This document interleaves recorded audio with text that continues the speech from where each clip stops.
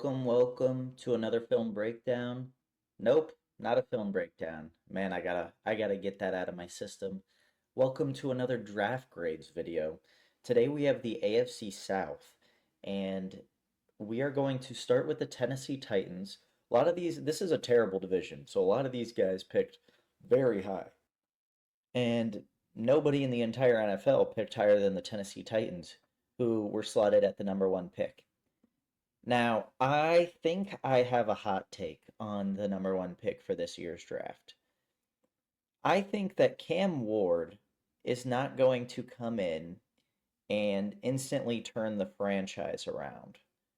So I don't understand wanting to throw him into a fire with a really incomplete roster. So I would have gone Travis Hunter, gotten two positions out of it, at least in the meantime. I doubt when he's, 30, he's going to be playing both positions, but at least in the meantime. And then next year, take a quarterback in what seems like a deep quarterback class. So I would have gone Travis Hunter, but Cam Ward was not a bad pick by any means. It was the pick to make, according to most NFL circles. Not the one I would have made, though. Then in round two, they went with a high riser, a guy that actually came into the year playing Mike linebacker and eventually transitioned over to edge, where he seemed to be able to use all of his traits and athleticism quite well. And that is Oluwafemi Oladejo, a guy that I did a film breakdown on not too long ago. Femi is going to help the Titans get pressure to the quarterback. I think the Titans might have been right up there with the Falcons in terms of least amount of pressure to the quarterback. Jeffrey Simmons was hurt for a lot of the year. Him healthy with Femi Oladejo, that could be scary. And then they got safety Kevin Winston Jr. in the third round out of Penn State, a guy who I believe he was ranked in my top 20, and an injury really caused him to slide. I think he's a tremendous football player. In the fourth round, with the first pick in the fourth round, they went with a high riser in the pre-draft process, and that is Shamir DK out of Florida, a burner. I believe he ran a low 4.3 at the combine, and that's what really caused him to rise. You turn on the tape, and DK, while he wasn't on my radar for the entire football season, he can really separate vertically. He has a really unique ability to stop and go on his routes and stack cornerbacks. Just a very unique football player. And the Titans actually picked three times in the fourth round, and they went with offensive weapons every single time. They went with Gunnar Helm in the middle of the fourth round, and Helm fell quite a bit due to his combine and injury problem, but his poor combine performance, I should say, was because he was nursing an injury. And then at the end of the fourth round, they went with a guy who I think is insane value at pick 136 in Alec Ayomanor, the wide receiver out of Stanford. Ayomanor is going to give them that field stretcher, that vertical threat, a guy that was able to produce despite absolutely horrible quarterback play, like some of the worst quarterback play in the entire country, and he was still able to produce. So you look at the wide receiver core for Cam Ward, and it's slowly coming together. You've got Calvin Ridley.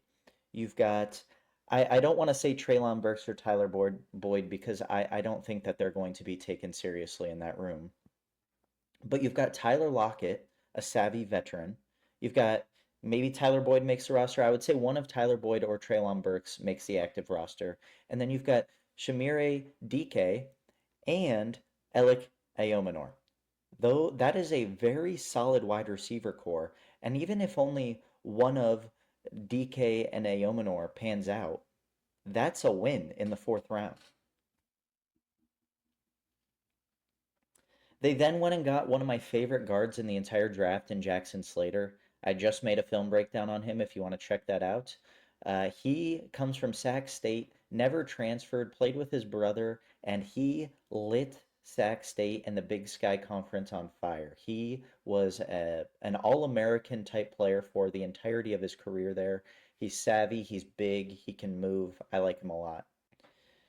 They then went with Marcus Harris, the cornerback out of California. I'm not going to sit here and say that I know a bunch about Marcus Harris or that he was on my radar, but let's just take a look at his measurables. The answer is not good. 5'11", 29 3/4 inch arms, weighs 189, 8 7/8 inch hands, ran a 4.45. So he's going to have to play nickel if he does get on the field at all. I would peg him as a special teams guy. But then they ended the draft with Kalel Mullings. And I think with Tony Pollard and Tyjae Spears on the roster, two really smaller backs, Kalel Mullings brings something they don't have, and that's that short yardage back. That is the perfect role for him. That is an amazing, amazing find in the sixth round. You need 3 yards to get a touchdown. You give it to Kalel Mullings. That's awesome. Overall, I think the Titans did a great job with most picks. I give it an A minus. We then move on to the Jacksonville Jaguars, who were that team that traded up to number 2 in the main trade on day one. A day in which we thought there was going to be a lot of movement. This was the big trade, and it resulted in the Jacksonville Jaguars selecting Travis Hunter. Now, in my opinion, what did the Jaguars need coming into this draft? Everything, but a wide receiver and a cornerback were both on my, lists of needs for the Jaguars. A wide receiver to go across from Brian Thomas Jr., because Gabe Davis is not a wide receiver two like they thought he was, and Christian Kirk is gone, and so is Evan Ingram. So to draft Travis Hunter to get that wide receiver, and then to also draft Travis Hunter because they need literally any defensive back, that was great. And then in the third round, as they didn't have their second round pick, they took Tulane cornerback Caleb Ransaw. I think this was way too early for Caleb Ransaw. I think the only reason he went was because of his combine time, his 40-yard dash. I believe he ran in the 4.3s. But I didn't watch too much of his tape. I didn't watch enough to make a film breakdown on it, but I have seen him, and I just think he's a bit small. And I understand if Travis Hunter is cornerback 2 and Tyshawn Campbell is cornerback 1. If Caleb Ransaw is maybe that nickel, then we can start to have some conversations. But I don't know what they drafted him as. I'm assuming nickel, in which case I think this could work out. But he needs to be a more surefire tackler, and I don't know that he can even improve his tackling with how small he is. Then in round 3, the very next pick, they took Wyatt Millum, the offensive tackle out of West Virginia. This is amazing value. This is a guy that can play, I think, all 4 positions except for center on the offensive line, or all 5 except for center. And I think he's going to thrive. A team like the Jaguars, they just need bodies. And like I said, they need a wide receiver and a cornerback. Offensive line was right there with those positions in terms of team need. And I think he's going to slot in anywhere. If I had to put him at one position, I'd probably put him at left guard, and he's going to be an anchor. They then took Bashal Tutin out of Virginia Tech, smaller running back, really fast. So I expect him to really challenge, I think, Travis Etienne for reps, because I think Tank Bigsby proved that he deserves carries and he will get them. But I think Etienne took a major step back. And if Etienne continues that trajectory, he could find himself completely out of the fold, and Tutin could be taking his snaps. They then went on a legendary run of picks that I just can't get behind. Jack Kaiser, the 37-year-old linebacker out of Notre Dame, Jalen McLeod, linebacker at Auburn, safety Raywan Lane out of the Navy. He wasn't on my radar. Jonah Monheim, USC center, wasn't on my radar. And LaQuint Allen, running back out of Syracuse, not on my radar, but I have watched him. Taking 2 running backs, to me, when you have Etienne and Bigsby, I understand you need bodies, but taking 2 running backs is just a bit peculiar to me. Overall, I give the Jaguars draft a C. Their draft class next year is going to hurt because of this one, but hopefully Travis Hunter makes it all worthwhile. And honestly, the fact that he plays 2 positions makes it okay to give up a first round pick next year. It almost makes it like we're not even giving up a pick because we took 2 players this year. The Indianapolis Colts. I think that Tyler Warren to the Colts was one of the most chalk picks ever. Granted, I expected Loveland to be available at this pick too. I just think Warren fits the Colts better than Loveland does. Loveland is more that wide tight end, almost a receiver. I've seen the Stay Hot podcast really comp him to Drake London, which is a hilarious but true comp because he moves so well. Tyler Warren is more, you can put him in line, you can also put him in the slot. You can make him play quarterback, you can make him play H. He can do all these things, and that's what the Colts need. They don't necessarily need a receiver. They have Pierce, they have Downs, they have Pittman. They don't need that. They need a big body closer to the line of scrimmage. That's exactly what Tyler Warren is. In the second round, they went JT Tuimoloau. I don't like JT Tuimoloau. I don't think he is the 45th best player in the class. I don't think he was worth reaching on. I think there were a lot better options at that pick. They followed that up by taking Justin Wally out of Minnesota. This is another one that I just don't understand. Probably going to play nickel, but they have Kenny Moore, I think, to play nickel corner. So, I mean, 30 and 3/4 inch arms, 5'10, 190, not a big guy. Don't understand that one, but he is a ball hawk. I'll give him that. They then went with a huge individual in Jalen Travis, the 6'8", 339-pound offensive tackle out of Iowa State. That's a fun one. I think he is a threat to start just because of how big he is.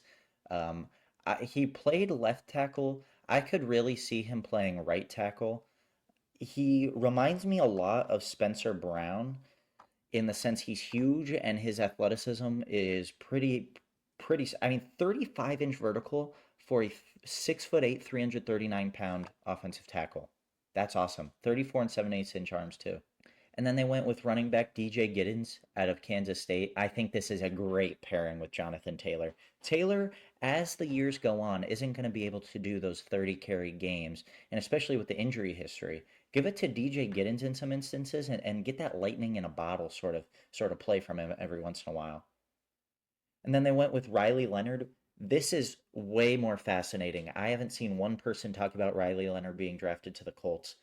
Unfortunately, we have gotten to the point where we have to bank on an Anthony Richardson injury or maybe him not playing well enough to be benched. Riley Leonard plays the most similar to Anthony Richardson out of anyone in the last few draft classes. Big body, can move, can throw it, just has accuracy concerns. And yes, his ceiling is a lot lower than Anthony Richardson, but that's not why they drafted him. They drafted him because when Anthony Richardson inevitably isn't on the field, they don't have to change the offensive scheme. They don't have to mold a new offense around their quarterback. Riley Leonard is going to be able to plug in perfectly with the current offense. And then they went with defensive tackle out of Alabama, Tim Smith, a guy that I thought was going to go in 2024. Kind of had a up and down 2020 or yeah, an up and down 2024 season, but I think he could be a rotational piece. I don't know if he makes the roster or practice squad. And then Hunter Wohler out of Wisconsin was not on my radar. Overall, I think the Colts had a fun little draft class. I give it a B minus. The Houston Texans were an interesting case coming into the class, and one that again I didn't think I saw talked about. They just needed a lot due to injuries, departures, general weaknesses. The weakness they had, the offensive line. The injuries they had, wide receiver. Departures they had, a little bit of everything. And on top of that, they have guys that are aging. They're not necessarily a super young team, despite them being up and coming. But I really liked that they singled out a few positions that they know they need to improve on and really attacked it. So they traded back. I think once their guy went off the board, I don't know who their guy was in the first round, but they traded back. I want to assume it was Matthew Golden, but I'm not entirely sure. They traded back to the 34th pick. They took a big body wide receiver with a huge catch radius in Jaden Higgins out of Iowa State. Then they get another big body in the second round, 14 picks later. Ariante Arsary, excuse me, Ariante Arsary, one of my favorite offensive tackles in the class. I think he's phenomenal. I think he's huge. I think he can play left tackle. I've seen a lot of people say he's maybe a right tackle. I think he can play left tackle, and I think he's going to do really well.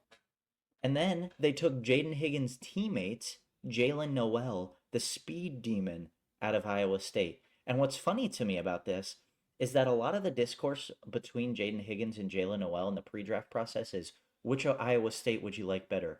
Which Iowa State wide receiver is better? They got both of them. And they're two drastically different players, which allows them to really capitalize on both skill sets. With Tank Dell out for the entire season and Stephon Diggs leaving for the New England Patriots, they needed bodies. And I think Higgins is a very comparable player to Nico Collins. So to have him on the exact opposite side with a similar skill set really, really tests defenses. And then to have the speedster Jalen Noel in the slot, who I think can actually stretch cornerbacks on the boundary too, if need be. Uh, just like that, CJ Stroud's weapons are looking mighty fine. And then when Tank Dell comes in, I don't think we're going to see Jalen Noel or Tank Dell take a step back. I think they're going to be in lockstep with each other, and I think it'll be a phenomenal wide receiver room. Then in the third and fourth rounds, they went with back-to-back USC picks and Jalen Smith, the cornerback, and the running back Woody Marks. Neither of them were enough on my radar to talk too much on. I know Woody Marks is a dynamic ball carrier. That's all I'm going to say. Then they went with the safety opposite of Kevin Winston Jr. At Penn State. They went with Jalen Reed. I think it's a fine pick. He's going to be a special teams guy. So a 6th round pick to have a special teams guy and potentially develop into something is a good pick.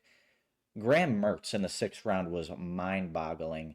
Um, I don't understand that at all. I don't understand why Graham Mertz of all quarterbacks, and he is terrible. So that one really baffled me. And then they went with the defensive tackle Keontae Hamilton, who I'm pretty sure is ginormous. Let's take a look at his measurables. 6'3", 300. But he was not on my radar. I don't think I watched the Rutgers defense much at all this year. And then in the 7th round, they got Iowa tight end Luke Lakey. Luke Lakey was in my top 150, and without injuries, I think he's a phenomenal player. And he's an Iowa tight end, and I hate helmet scouting, but Iowa tight ends are one in which I might indulge. Overall, I give the Texans a C plus. Think they got value with Lakey at the back end, and I think replenishing the cupboards with the wide receivers and adding a big body offensive tackle was phenomenal. I appreciate you guys watching. To recap, we have the Titans with an A minus, the Jaguars with a C, the Colts with a B minus, and the Texans with a C plus. If you agree with those, good job. If you don't agree with them, these are objectively correct. So figure it out. Anyways, I love you very much. I appreciate you watching, and I'll see you next time.